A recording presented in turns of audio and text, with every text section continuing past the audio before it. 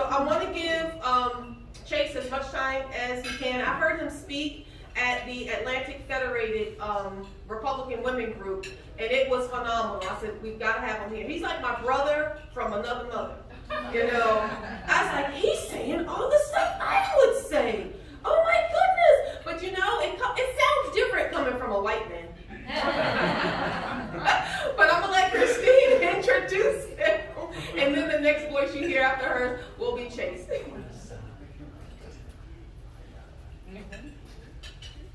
All right, so if you're not familiar with Chase, he is actually a true patriot, and he's going to have a great presentation for us today. But just a little background on him. Currently, he is the city commissioner for the city of Port Orange, but he's also running for Volusia County Council, and he is a married father of 4, a pastor, and he's got a rich background. He is a former educator, American history teacher, and currently he is a businessman, and he works for a Daytona Beach marketing company. So without further ado, Chase.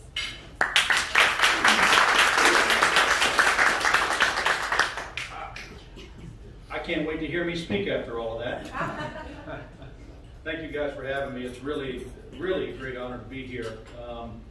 Before I get started, I was informed that by a little birdie that somebody has a birthday tomorrow. If that is accurate, Pastor Jay, is that correct? It's next Tuesday. Next Tuesday. That's right. Well, we've been asked to offer a happy birthday song to you, so I'm going to cover the mic while this starts because you're here to hear me speak and not sing. So, but we would like to sing happy birthday to you. So, without further ado, 3, 2, 1. Happy birthday to me. Happy birthday to you. To me. Happy birthday, dear June. Happy birthday to you. Chase. Wow. Well, then I'll go back to being 29 as the Well, let's have this crowd, after hearing that, stick to politics and avoid the choir. No offense. But it's always, I love being in front of Republican crowds because, you know, I serve as an elected official in a nonpartisan seat. So oftentimes I have to bite my tongue on national issues and what I'm going to comment about out of respect for the amount of people that are supporting me on all sides of the aisle. But I make no bones about it, that I've mentioned previously. I am a partisan. I bleed Republican red. I am a proud Republican because I believe it's the Republican Party that has the values and principles that has made us into the greatest country in the world, the most prosperous nation in the world, the most freest country that this earth has ever known. And it's the Republican Party that has those values and those principles. And we have the message, I believe, that applies to everybody, regardless of your sex, regardless of your background, regardless of your age, your sexual orientation, your income bracket, your race. It does not matter. One thing that unites every single bracket of people is that we're all looking for hope and opportunity. And it's the Republican Party, through the conservative values and principles that we hold dear to, is what offers that hope and opportunity. That's why I'm a Republican. That's why I'm proud of it. And in the words of Mike Pence, regardless of what a lot of folks think of him today, he's always going to be a political hero of mine. I like to describe myself the same way that Mike Pence described himself. I am a Christian, I am a conservative, and I am a Republican, in that order. I am a Christian, I make no bones. I make no bones about the fact that I'm a Christian. I was saved by grace through faith. August 29, 1996, when I gave my life to Jesus Christ and became the Lord and Savior. I make no bones about it. And people ask me all the time, my leftist friends, do you bring your religion into your politics? My answer, absolutely I do. Absolutely I do. Why? Because it's a real faith. If I could turn it on and off like a light switch, then it would be an ornament. It would be a pretend faith. It would be fake. But Jesus Christ and my relationship with Him, He directly impacts the way I respond in my relationships with my family, with my wife. It defines what kind of a husband I am. It defines on what kind of a father I am. It determines what kind of a friend I am, what kind of businessman I am. The moral code that I carry in and day out is directly defined and determined by my faith in Christ. So if I could just bring Jesus Christ into every single area of my life except this one, then it'd just be seasonal. It wouldn't be a real faith. So I make no bones about it, that I bring my faith into elected office, and every time a decision is made and brought before us, it's covered in prayer, first and foremost. I'm a conservative. Conservative simply means to conserve, to maintain. We believe that the conservatives want to maintain the positive ideals and values that made us the greatest, freest, and most prosperous country in the world. We have this notion, though, the left does a great job in defining this by saying that we're against change. We oppose change. No, we don't oppose change at all. We have this idea that because something is new, then automatically it's going to be good, or because something is old, that it's automatically bad. We don't believe in that at all. We just believe in preserving the ideals and values and principles that created this great nation. And if it works, keep it. If it doesn't work, throw it out. Matter of fact, it's the Republican Party that has been the greatest change agents in the history of this country. It was the Republican Party that was founded to free slaves.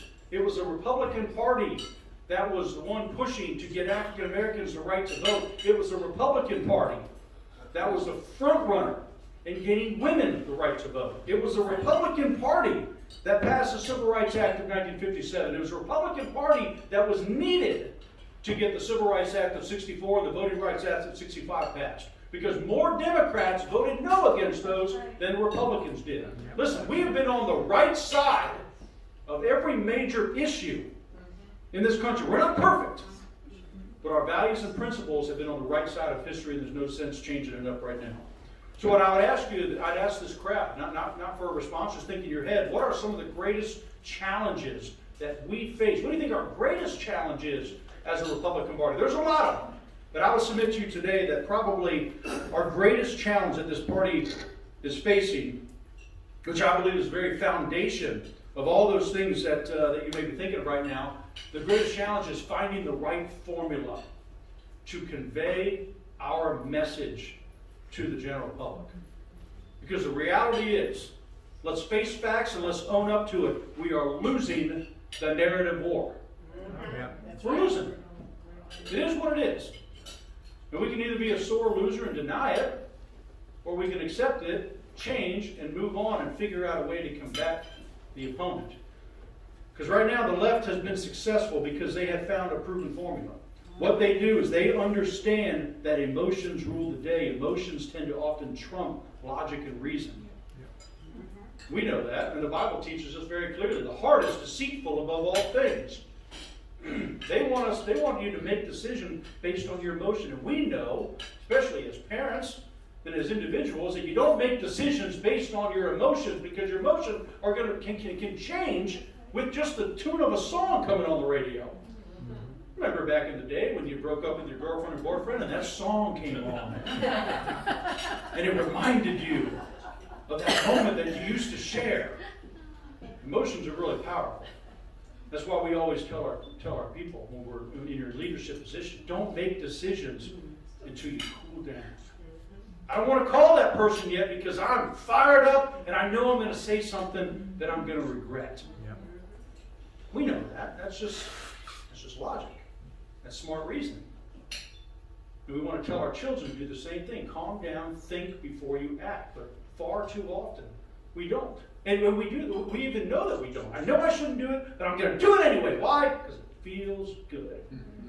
It gives you that instant gratification. And the left knows that. That's why what they do is they tailor every single issue to come back to, how does it make you feel? How does it make you feel that the rich aren't paying their fair share? How does it make you feel that we're turning away mother and child at the border who are just trying to escape here from where they're at, even though they're coming illegally? How does it make you feel? You know the old saying, if you're not a liberal by the time you're 25, you got no heart. Not a conservative by the time you're 35, you got no brain. Gouverneur Morris wrote the preamble, said the lesson we are taught in this is that we should be governed by as much by our reason and as little by our feelings as possible. The Founding Fathers knew this. All of our principles, all of our ideals, common sense traces back to what our founders said. And that's what I love about the Republican Party, is we trace our roots directly back to the founders, to the founding documents, to the Constitution, to the Declaration of Independence, to the Federalist Papers, which is why the left's ultimate goal is to repeal and replace the Constitution. Mm-hmm. That's really what they want to do. That's ultimately what they're after. So I'd ask you this question: what is their message of the Republican Party? In order to share it, we got to know what it is. What is the message that we're trying to share? I would say that being a conservative involves a commitment to the principles upon which this country was founded. The idea that all people are created equal and can think and speak for themselves. Period. That is all inclusive, by the way. We are the party of inclusion. The left is doing a great job of tailoring that. They are the ones who do that. So we need to combat that. More specifically, we believe in free enterprise. The free enterprise system is the greatest economic drive that has brought more people out of poverty than any other economic theory in history. We believe in that. We believe in very limited involvement into the government. The free enterprise is where the efficiency happens. Not anywhere else. But let me tell you, that's why you see so many Democrats looking for more and more rules and regulation on the private sector. Because they know that's where the efficiency really is. So they can drive more and more regulation and more red tape into the private sector and make it even more inefficient than the government. Then what's your answer? Well, government can solve it. He wants to price it out of the market, pretty much. We believe in limited government. And I'll tell you what, it's amazing how many folks complain about how difficult it is for government to get done. And I want to tell you, it's supposed to be difficult. People ask me all the time, as an elected official, Mr. Tramont, what are you seeking to accomplish? My answer, very little.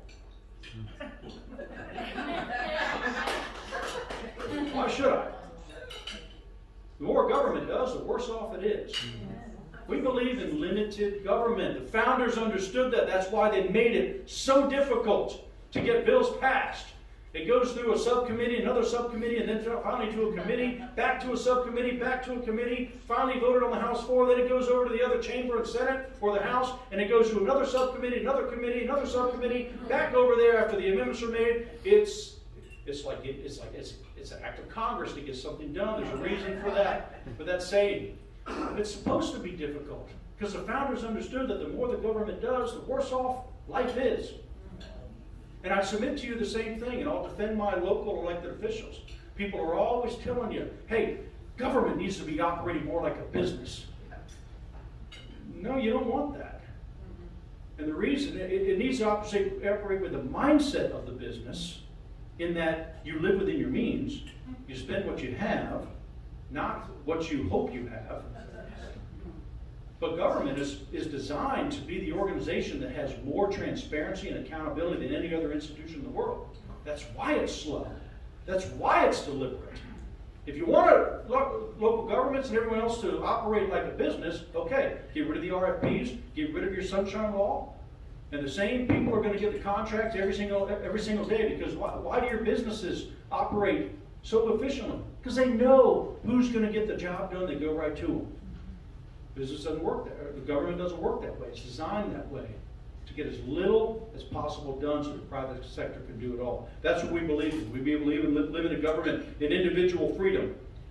With individual freedom, there also comes personal responsibility. It doesn't mean you can just do whatever you want. We are a country of law and order. Aristotle said, for where freedom is allowed, there is nothing to restrain the evil which is inherent in every man. And Trump did a great job at promoting law and order.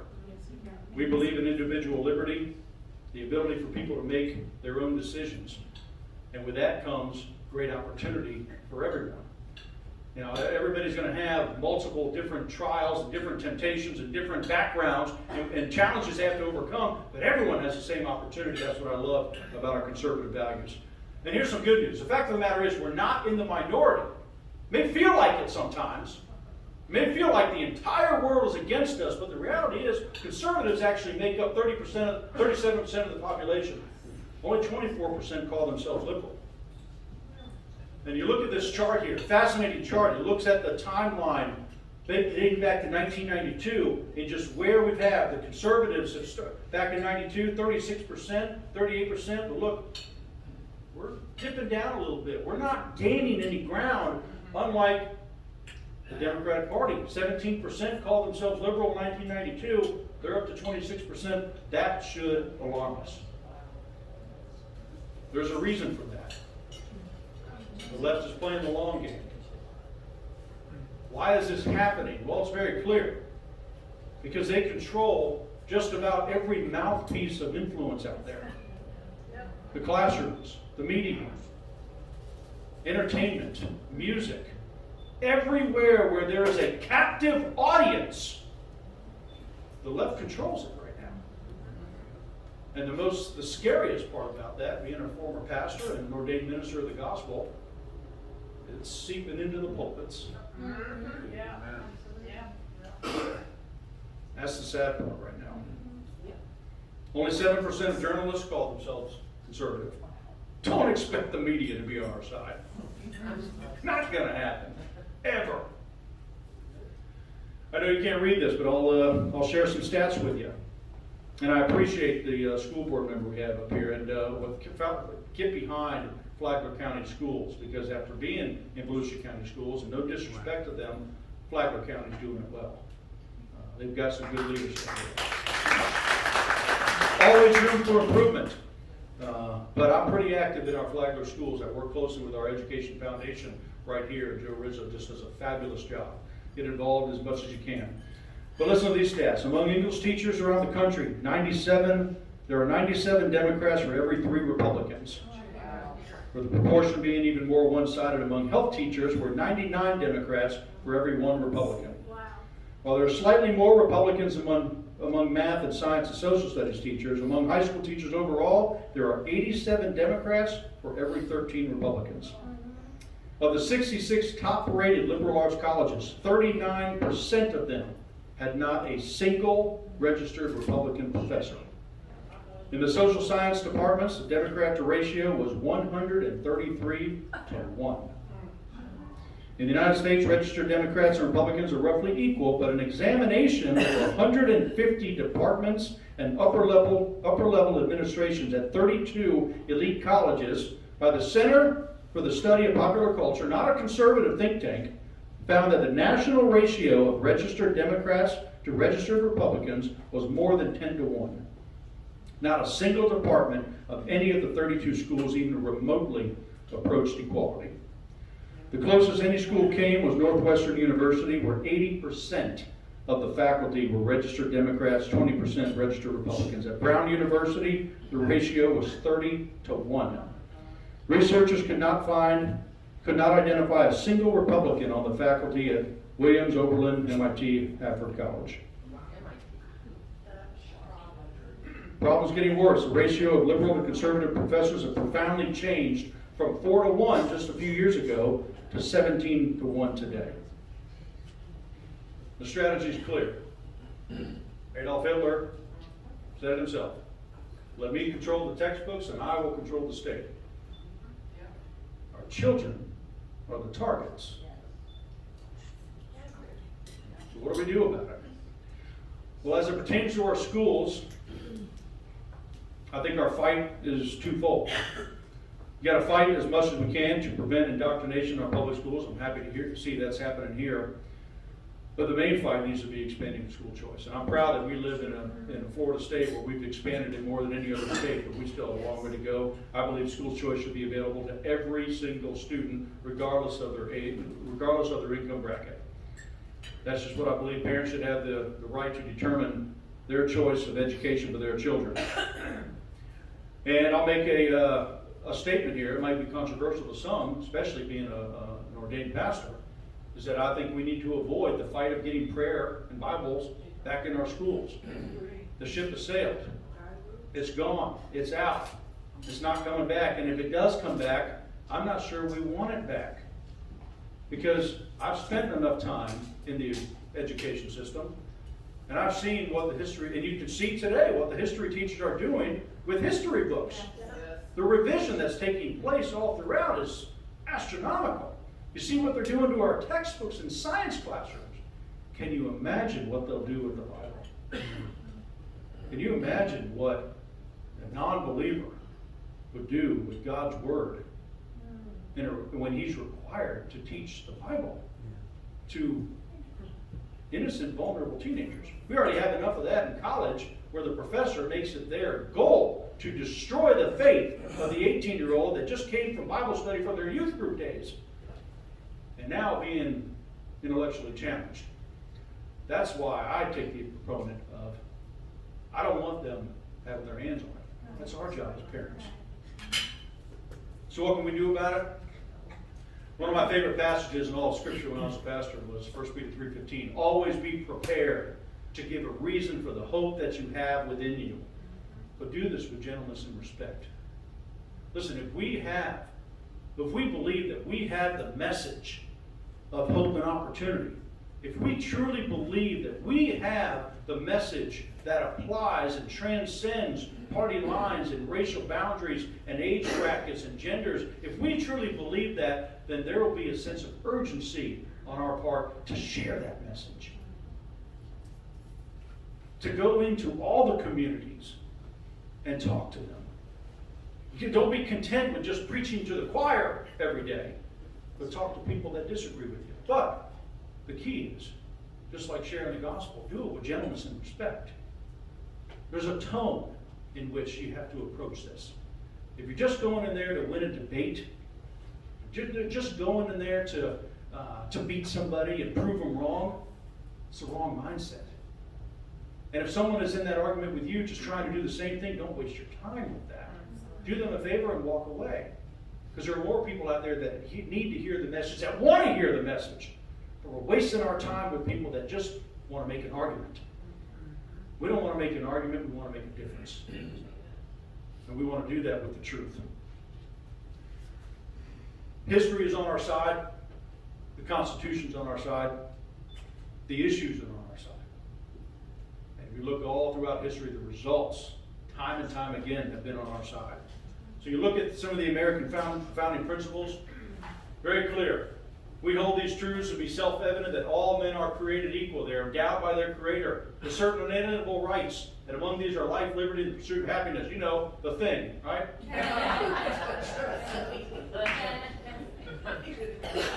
Let's make sure we understand that we are all created equal.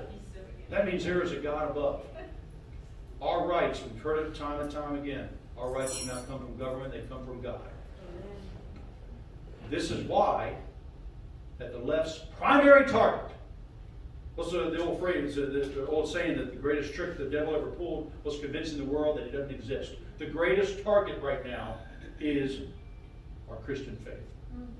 Why is that? Because our Constitution acknowledges that that's where our rights come from. And if the left can destroy the belief in God, that means they can destroy the very foundation of where our rights come from. So if God does not exist, then by default, where do our rights come from? According to the left, they'll come from government. And if government grants those rights, then the government can take them away. So you got to understand, that's where the battle is. And our founders knew it. That's why they specified that we are created equal, endowed by our Creator, with certain unalienable rights, unable to be taken from someone that didn't even give them to them in the first place. Don't misunderstand. I'm not suggesting that this country was founded as a Christian nation. John Adams is very clear. He said, as the government of the United States is not in any way founded on the Christian religion, but it is founded among the principles, the general principles of Christianity. And all of our guys knew it. George Washington, even during the Constitutional Convention, go back and read James Madison's notes on there, about midway through when you're looking, I can't remember which month it was, but it was a couple months into it, where George Washington, the father of our country, got up in front of the entire Constitutional Convention and said, hey guys, we need to start our days with prayer from now on. We ought to bring in a chaplain every single day to lead us in prayer. That's what he wanted to do. Now they decided against it because they didn't want to send a message out to the public that there was controversy going on with this discussion. But that's what his goal was. He understood that if we want to get something done, we need to go to the Lord in prayer first and foremost. Good enough for George Washington, good enough for me. He said that God governs in the affairs of men, asking for the assistance of heaven. Washington said religion and morality are indispensable. Reason and experience both forbid us to expect that national morality can prevail in the exclusion of religious principle. You can't have a moral country without religion. Not many people knew that Congress even purchased and distributed Bibles during the Revolutionary War because we were getting them all from Great Britain at the time. We weren't allowed to produce them here. And then they were too expensive to produce here. We got them from other countries. Congress passed an act in order to do that. You can't tell us that the Founding Fathers did not hold true to the values of our Christian faith. Thomas Jefferson even wrote a Bible. Actually took out all the miracles that Jesus had. He called it the Jefferson Bible. But he said, hey, look, even Jefferson said, I'm a real Christian, a disciple of the doctrines of Jesus Christ. Benjamin Franklin, the admitted deist. All right, the left loves to quote Benjamin Franklin, but they leave these out. Here's my creed. I believe in one God, the creator of the universe, that he governs it by his providence, that it ought to be worshipped. When he was the president of the Pennsylvania Constitutional Convention, he had a litmus test. He made every single legislature swear to the oath that they believe in one God, the Creator, and they acknowledge the Old and the New Testament as divine inspiration. Amazing. A Bible and a newspaper in every house, a good school in every district, all studied and appreciated their merit. Benjamin Franklin wanted the Bibles in every home, in every school. You won't hear that from the left. So, what about slavery? This has been an issue, and certainly a very hot topic of today, because we're divided by a lot of racial tension in this country. Now, I believe a lot of it's manufactured. Absolutely. But the reality is, we do have a dark history. I never could understand, never could grasp why such men of great principle and honor, these guys that held true to godly values, how they could subscribe to such an institution. I never understood it. Well, the reality is, they didn't. Some did, but many of them did not.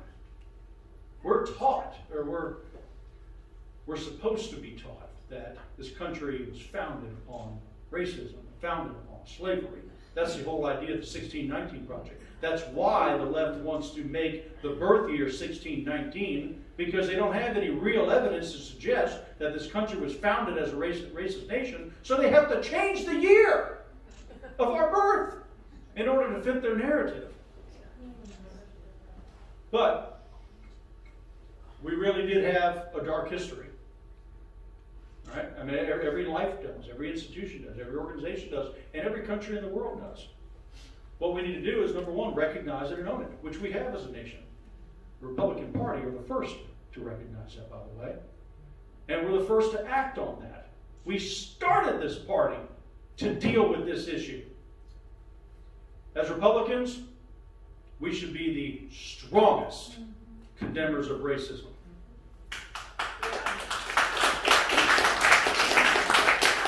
There shouldn't be a hesitation ever, or a thought of we're compromising for that. Absolutely not. We have been, once again, I'll say it again, we've been on the right side of this issue since our founding as a party. We should own this narrative. We should embrace it. We're the ones that have been the change agents to get us to where we're at now.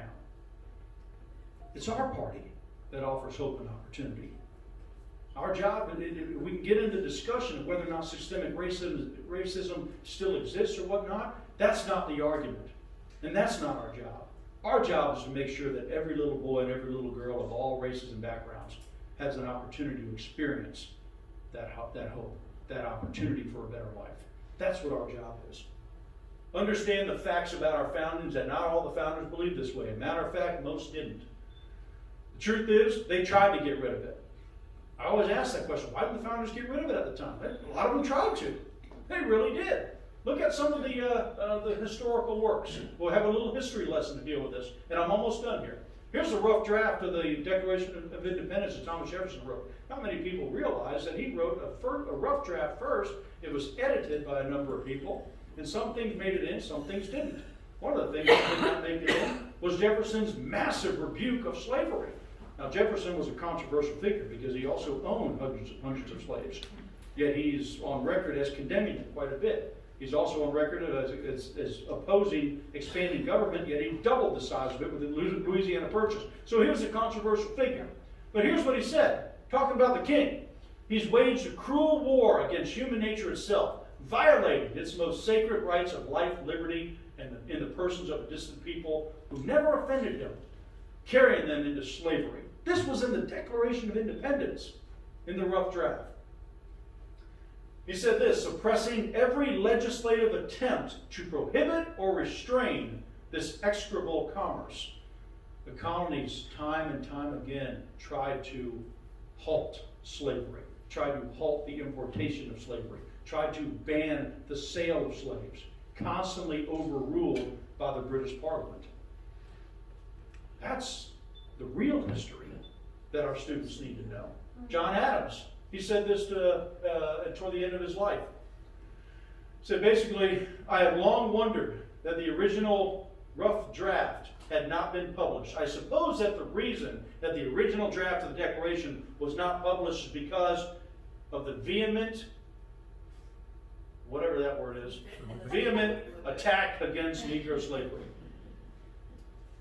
John Adams said it. We attacked it. We wanted to get rid of it.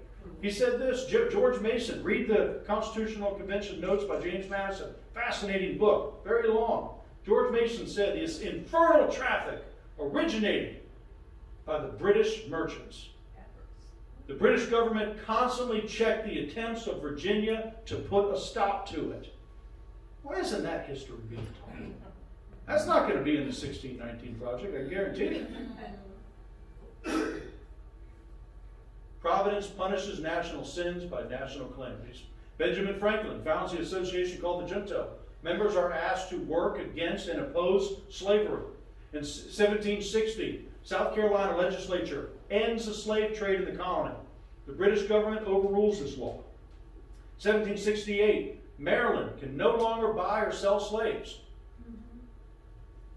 Rhode Island Colonial Assembly passes a statute in 1770 ending the continued importation of slaves. Massachusetts, 71, tried to pass a resolution ending importation of slaves, overruled by the colonial government. Connecticut, same thing, passes a law prohibiting slave trade in the colony. 1772, Virginia enacts a high tariff on slaves. They tried to tax it away because the British government was overruling their legislative authority. So let's figure something else out. Let's try every available avenue we can to get rid of this inferno. Vermont Constitution, 1777, abolishes slavery. Virginia forbids the further importation of slaves. Slaves brought here to the state illegally will be freed, 1778. 1780, Pennsylvania passes an act for the gradual abolition of slavery. It frees the future children of slaves.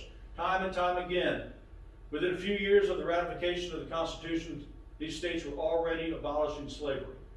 Listen, our founding fathers, they were fighting to get rid of it. But they needed South Carolina, they needed Georgia in order to, they weren't going to win, they weren't going to have a country unless there was a very quick compromise. Even people didn't want to do that. That's where they ended up. No one will ever teach this. At Georgia, colony of Georgia, banned slavery between 1735 and 1750. long before the Civil War, long before even 1776. Banned it for 15 years. The British government came in and said, hey, it's too lucrative, we got to bring it back. You say, what about the 3/5 compromise?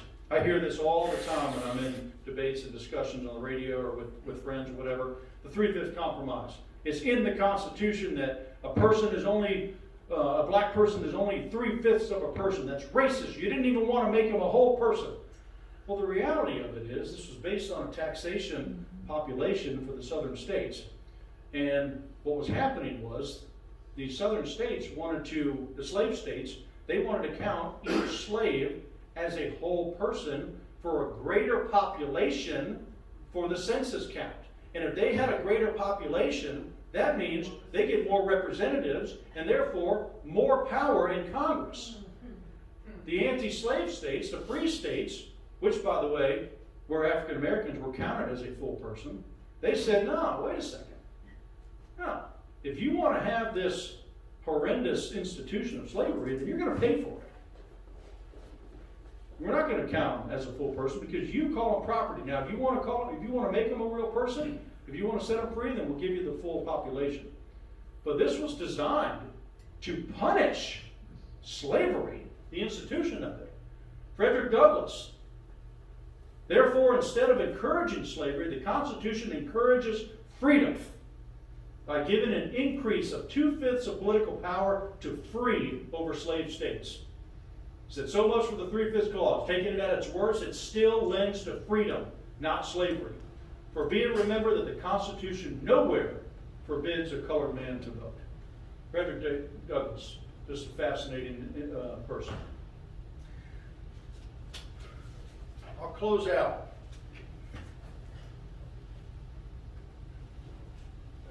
As a student of history, I love military leaders. I love studying Patton, MacArthur, and all those guys. There's an old school guy, Napoleon, known for his tactical maneuvers, known for his immense courage. And early on, and today, military leaders all over the world study the battles of Napoleon because he was that brilliant.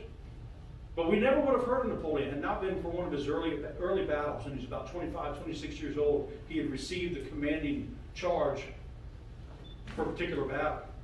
And throughout this particular fight that they were in, he just sensed it was just going awful. It's just going wrong. We're losing our ground. We're constantly being pushed back. And he made a decision. Well, dang it. Let's go ahead and retreat. We need to sound this retreat. We need to get out of here. We'll come back later on when we regroup. So he told his commanding officer, go tell that bugle boy down there to sound the retreat. Officer went down, gave the commanding order, sound the retreat, young man. The young man sounded the charge. Napoleon heard that. The commanding officer came back up and said, hey, what are you doing?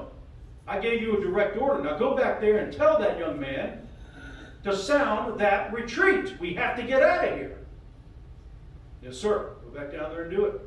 Son, you've been given a direct order from Napoleon himself to sound that retreat.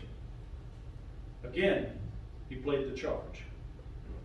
Now, Napoleon's furious at this time. Finally, he goes down and talks to the young man himself. And commanders don't do that. They go through a chain of command. He said, son, I just gave you a direct order. Sound that retreat. The young man just looked at him, timid and confused. He said, sir, you never taught me how.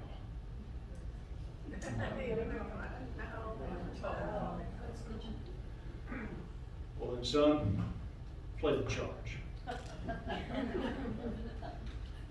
Listen, if we believe that we have the message of hope and opportunity that transcends all backgrounds, we don't retreat. We charge. The Bible says,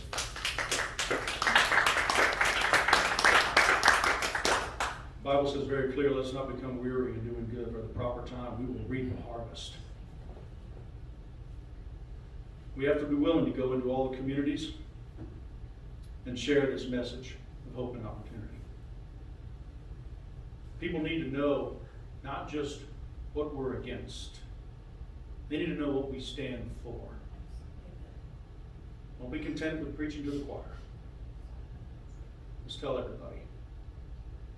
Let's not be content with just simply making an argument. Let's just make a difference. Thanks for having me.